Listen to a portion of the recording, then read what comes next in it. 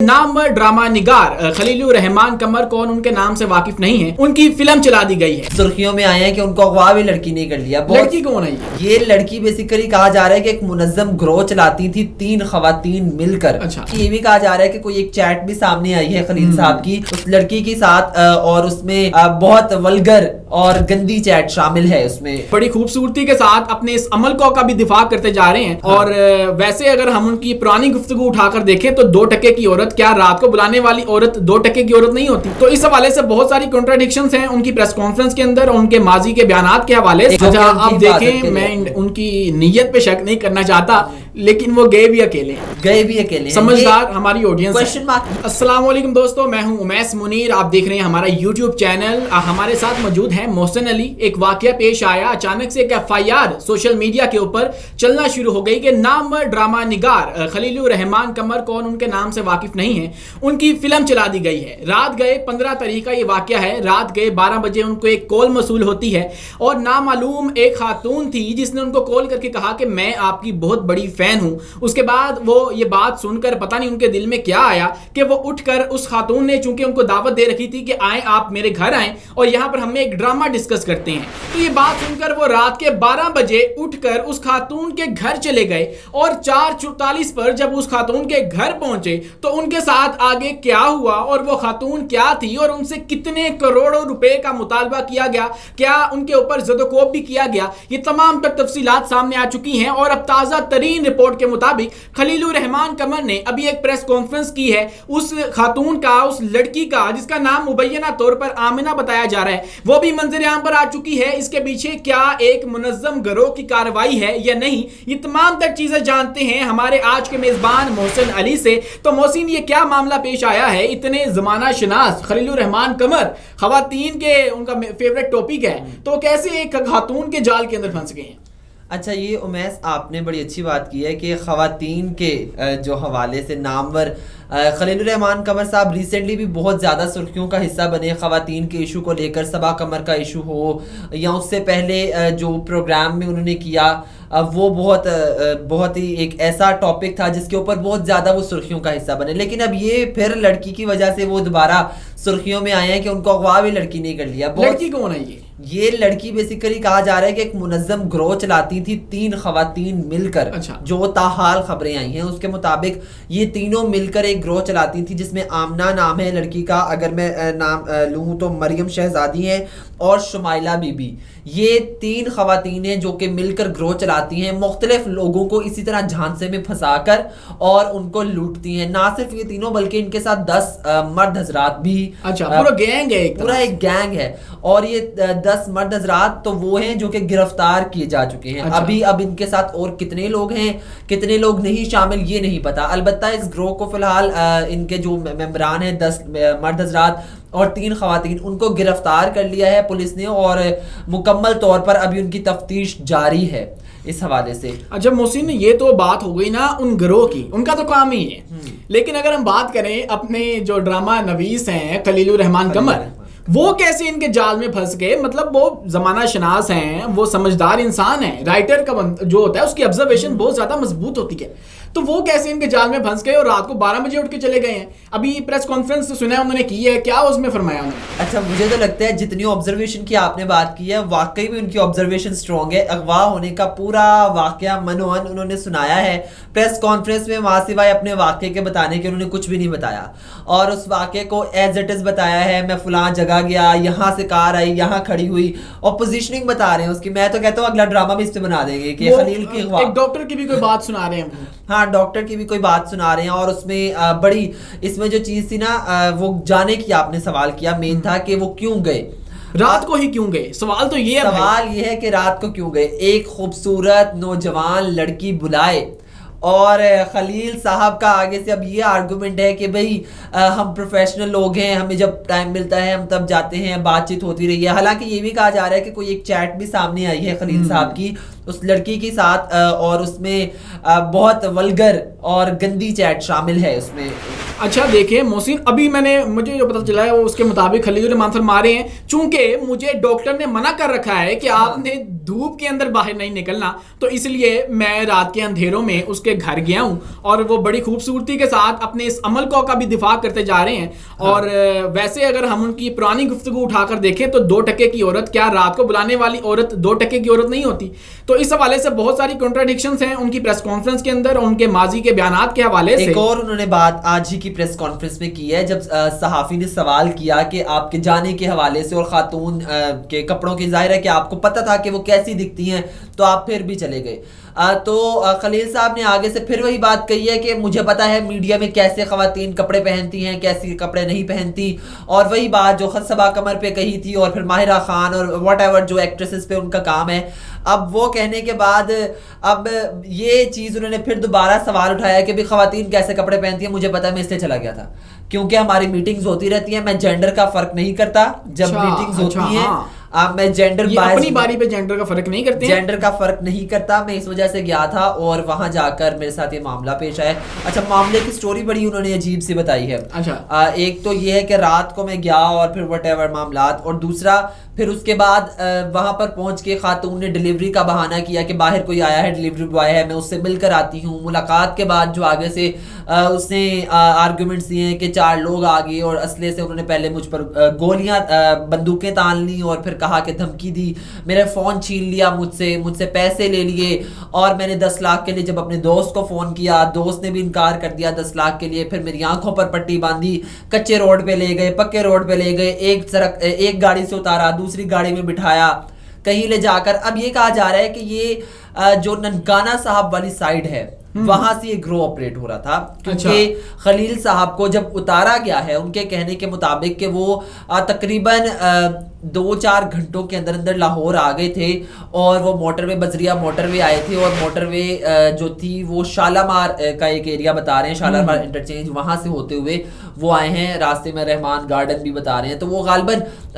اور یہ فی الحال کی رپورٹس کہہ رہی ہیں کہ شیخ ننکانہ صاحب والا علاقہ بنتا ہے جہاں سے گرو آپریٹ ہو رہے تھے. البتہ ابھی تک ان کی ایگزیکٹ لوکیشن یا ایگزیکٹ جگہ ٹھکانہ ابھی تک سامنے نہیں آ سکا.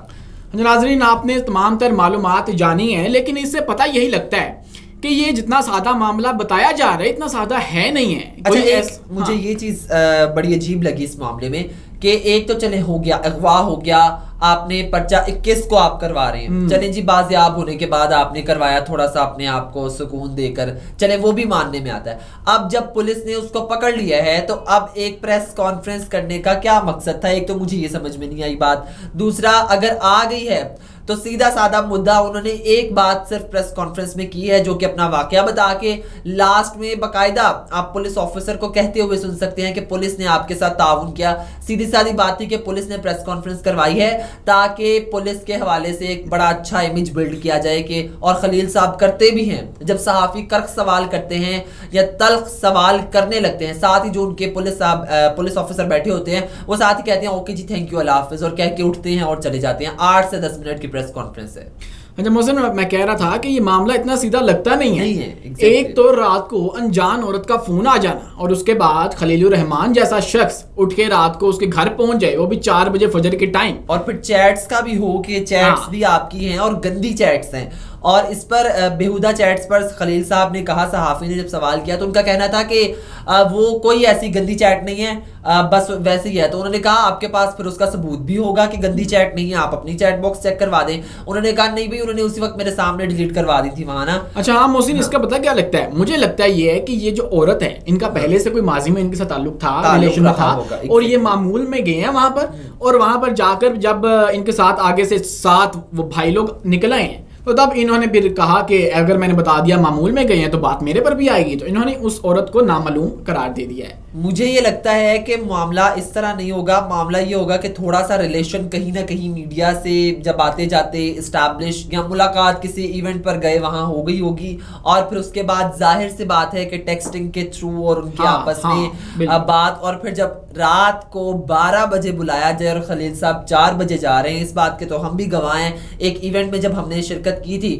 کہ خود وہ 2 بجے کا وقت دے کر 3-4 بجے آتے ہیں, جب گھر لینے جایا جائے تو وہ وہاں گھنٹوں باہر کھڑا کرتے ہیں اگلے شخص کو اور پھر آتے ہیں. اچھا یہاں پر ایک سوال یہ بھی ہے کہ جب خلیل صاحب گئے, آج تک انہیں کسی بھی ایونٹ میں اکیلے جاتے ہوئے نہیں دیکھا گیا. یہ واحد ایونٹ ہے جس میں, یہ واحد کیس ہے جس میں انہیں اکیلے میں ڈرائیو کر کے گیا.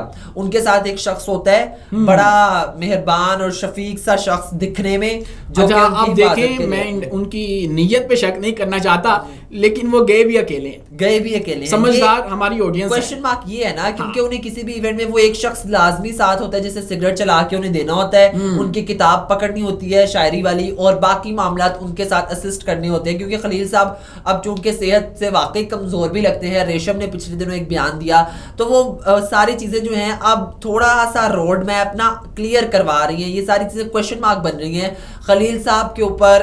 تو کردار پر آپ کہہ نہیں سکتے ڈائریکٹلی, لیکن بات کہیں نہ کہیں اتنی سیدھی واقعی لگ نہیں رہی. جس طرح امیس نے کہا یہ گڑبڑ ہے اور اس کو آپ نے خود سولو کرنا. اب مسٹری کہاں تک پہنچے گی, یا خلیل صاحب اس مسٹری کو بھی اپنی بد زبانی اور بد اخلاقی کی لپیٹ میں لا کر ادھر ادھر کرتے ہیں. ہاں بالکل محسن, اور میں چونکہ جو سیاسی معاملات ہیں ان کو بھی دیکھ رہا ہوتا ہوں, تو اب یہ جو چال چلن ہوا ہے, یہ واردات ہے نا, یہ طریقہ واردات مجھے نا کوئی غیر سیاسی لوگوں کی لگ رہی ہے. چونکہ خلیل الرحمان ادھر ادھر منہ ماری کرتے رہتے ہیں, ویگو ڈالاس کی بھی کافی بات کرتے ہیں, اور کنٹروورسیز بھی فیمنزم کے حوالے سے روزانہ نیا پھڈا نکال کے بیٹھے ہوتے ہیں. تو اب مجھے جو طریقہ واردات لگ رہا ہے نا, تو اس کے اوپر مجھے کوئی چھاپ ان بھائی لوگوں کی بھی لگ رہی ہے. یہ ہو بھی سکتا ہے. ایک جگہ میں یہ بھی پڑھا تھا کہ خلیل صاحب کو صبا قمر کے اوپر بات کرنے کے بعد, یہ فیمنزم کے اوپر بات کرنے کے بعد, اور پھر میرے پاس تم ہو لکھنے کے بعد, یہ سارے فیکٹرز بھی لیڈ کرتے ہیں اس ایشو کی طرف. ہو سکتا ہے وہ خاتون بھی کوئی فیمنسٹ ہو اور اس کا کوئی چال وہ ایکسپوز کرنا چاہتی ہو, تو وہ سارا چال چلن جاتا ہے. اور اس کے بعد انہوں نے کہا کہ شاید اب خلیل صاحب کو طاغوت کی سمجھ آ گئی ہوگی. طاغوت کی سمجھ آ گئی. تو یہ ناظرین ساری صورتحال تھی. اچھا اس میں بس ایک چیز ایڈ کرنا چاہوں گا کہ اس میں ماروی سرمد کا بھی ذکر ہوا اس پریس کانفرنس میں, اور انہوں نے پھر اس پر یہی بات کہی کہ بھائی وہ فیمنسٹ ہے, میں اس کی بات نہیں کر رہا, میں اس کو خاتون نہیں مانتا.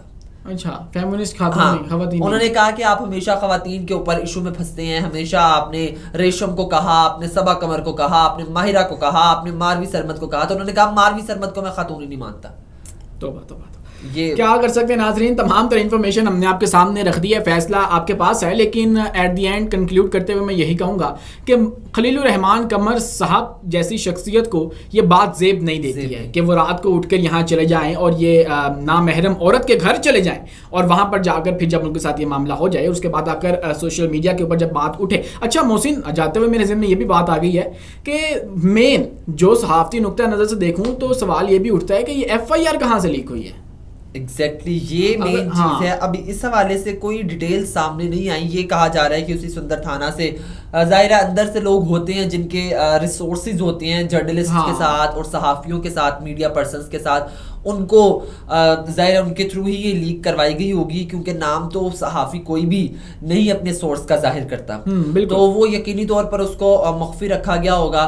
اچھا یہاں پر یہ جو بات ہے نا خاتون والی کے رات کو اٹھ کے چلے گئے, اور خاص کر تب جب یہ بات خلیل صاحب کر چکے ہوں کہ صبا قمر جو لباس پہنتی ہے وہ میرے ملک کی تہذیب کے مطابق نہیں ہے.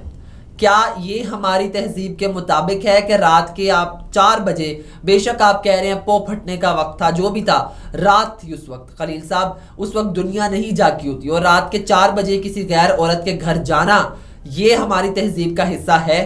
بالکل ویلڈ کویشچن محسن. ڈیفینیٹلی آپ نے بہت اچھا سوال اٹھایا, بہت اچھا مدعا اٹھایا ہے کہ اگر ہمارے کلچر میں یہ بات شامل ہے. ایک طرف آپ کہتے ہیں ہمارا لباس ایسا نہیں ہے, یہ کلچر کے اگینسٹ ہے, میں اس کو نہیں مانتا, کلچر وہ بہت کرتے ہیں. تو کیا یہ بات آپ کو زیب دیتی ہے کہ رات کو اٹھ کے آپ نامحرم عورت کے گھر چلے جائیں اور صرف ڈرامہ ڈسکس کرنے, لو جی وہ عورت بھی وہ جو کہ جس کو آپ جانتے نہیں ہیں, چلاؤ جی ڈرامہ بناتے ہیں, کیسی بات ہے. اور آپ خود ایک ڈرامہ نگار ہیں, اور میں نے یہ پہلی دفعہ سنا ہے کہ ایک بڑا رائٹر ایک معمولی سے فین کے گھر جا رہا ہے صرف اس لیے کہ ڈرامہ ڈسکس کرنا ہے. حالانکہ آپ اس کو یہاں تو خود بلا لیتے, اپنے گھر دعوت دیتے ایک پراپر پروفیشنل وے میں, باہر مل لیتے کسی ریسٹورینٹ میں. ویسے یوزلی میٹنگز جو ایسی ہوتی ہیں نیو کام کے لیے وہ باہر ریسٹورینٹ میں رکھ لیتے ہیں, کسی کے گھر نہیں چلے جاتے. اس میں معاملہ اتنا سادہ نہیں ہے دوستو جیسا بتایا جا رہا ہے. جب یہ کہانی مکمل کھل کر آئے گی, پاکستان میں کوئی ایسی کہانی چھپی رہتی نہیں ہے, تو جب معاملہ کھل کر آئے گا تب اس پہ مزید تجزیہ کریں گے. ابھی اپنے میزبان امیس منیر کو, ہمارے گیسٹ محسن علی کو اجازت دیجیے, ملتے ہیں اگلی ویڈیو میں نئی معلومات کے ساتھ.